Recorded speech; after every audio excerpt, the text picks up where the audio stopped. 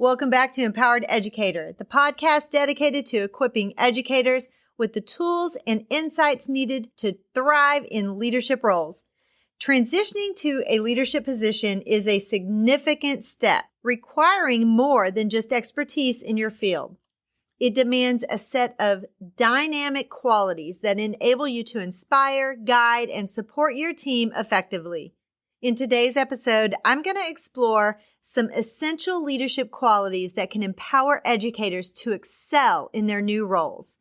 We'll discuss what these qualities are, why they're critical, and how you can develop them to lead with confidence and impact.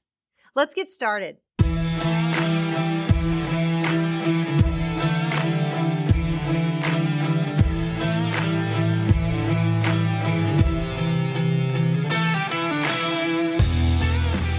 Hi, friend. Are you ready to move into a leadership position? Do you have interests and ambitions that you want to pursue, but feel like you don't know how to take that next step? Maybe you want to start your own coaching or consulting agency. I'm Mel, and I help educators define their career path through correct mindset, knowing your options, and getting prepared for your career transition. I will show you how to level up your leadership skills, share your expertise in a new way, create impact on a larger scale, and put your leadership in motion. As an educator for over 20 years, I started to feel underused and like I had more to give.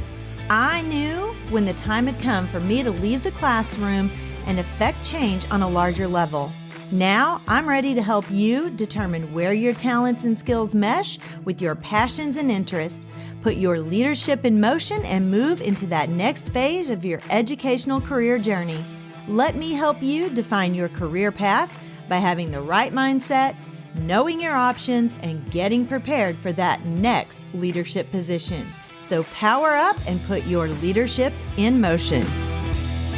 Hello, empowered educators. Welcome to the show and happy Friday. It feels so good to get through an actual week of school here in Missouri. We have had a lot of weather, bad weather, snowy weather. Not bad. I'm not going to call it bad weather. I like snow. I like to have a little bit of snow to enjoy, and my kids had a blast. I was unable to go play in the snow with them, so I'm a little bit jealous. I'm the mom of 3 man children and a daughter-in-law who is just as bad. And they sent me pictures. They are the group that ties a car hood to the back of a pickup, and we own a farm, so they had plenty of space just to drag each other around and throw snowballs and be mean to each other. And that's what they do. They are ruthless with each other, but they had a blast. It's been kind of a rough go. Last week, our first week back after Christmas break, many schools here in Missouri had to cancel classes. We had a whole week of snow days and AMI days mixed in there, which I'm sure wasn't just in Missouri because this storm system covered several states. So I am sure a lot of other states were in the same predicament. And we still have snow here in my geographical location. I've been thinking a lot about leadership, and I've been noticing the qualities of good and bad leadership, unfortunately. There are so many different characteristics of effective leadership that effective leaders possess.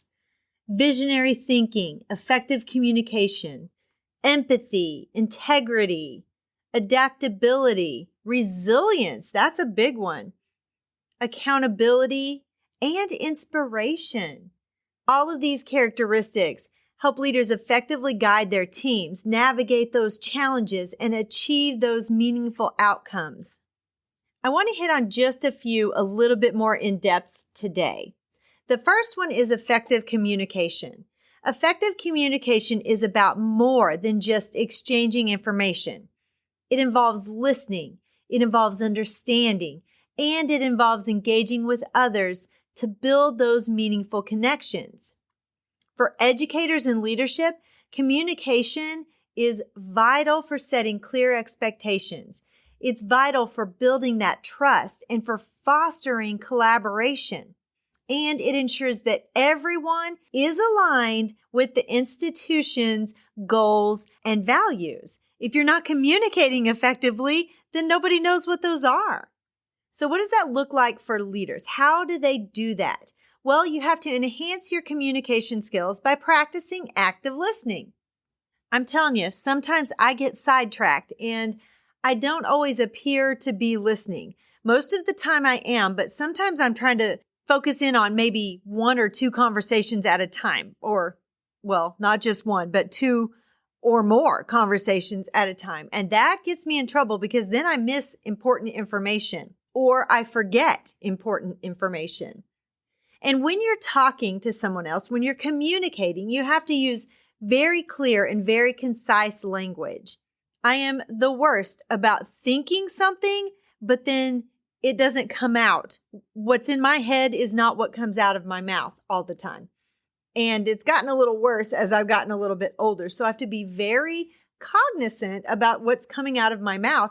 So I know that the person on the other end, the receiver, is actually receiving the message that I intended to send.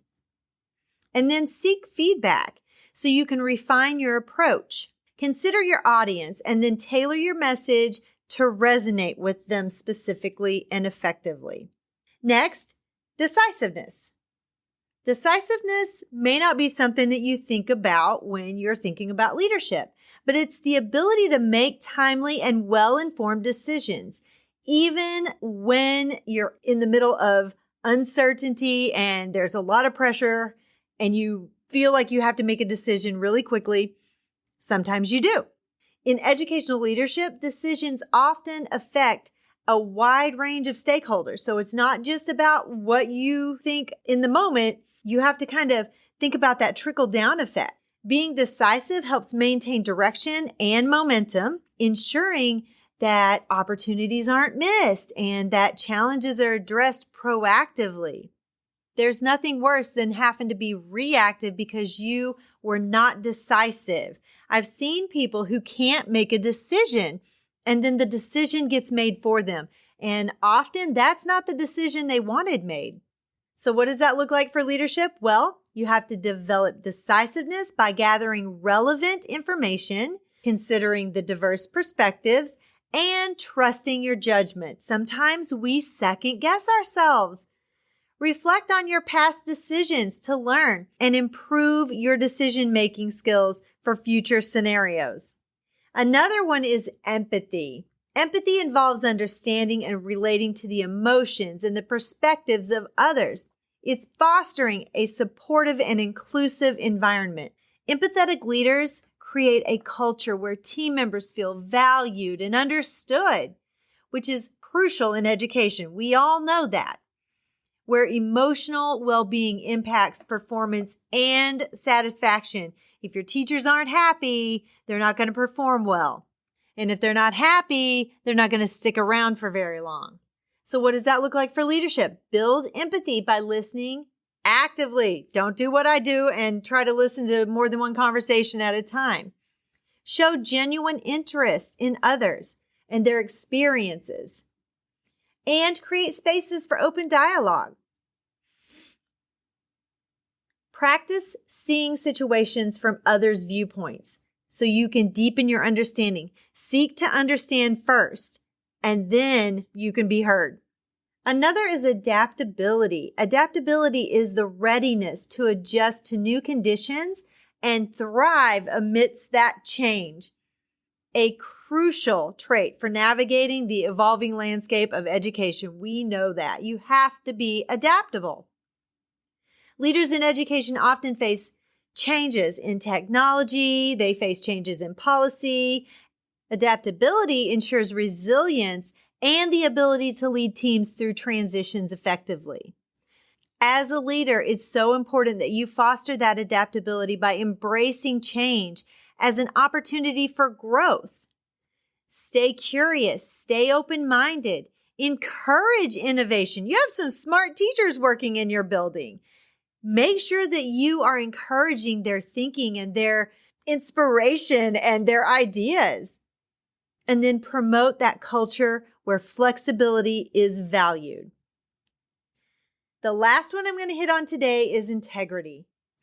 I've seen a lot of lack of integrity here lately.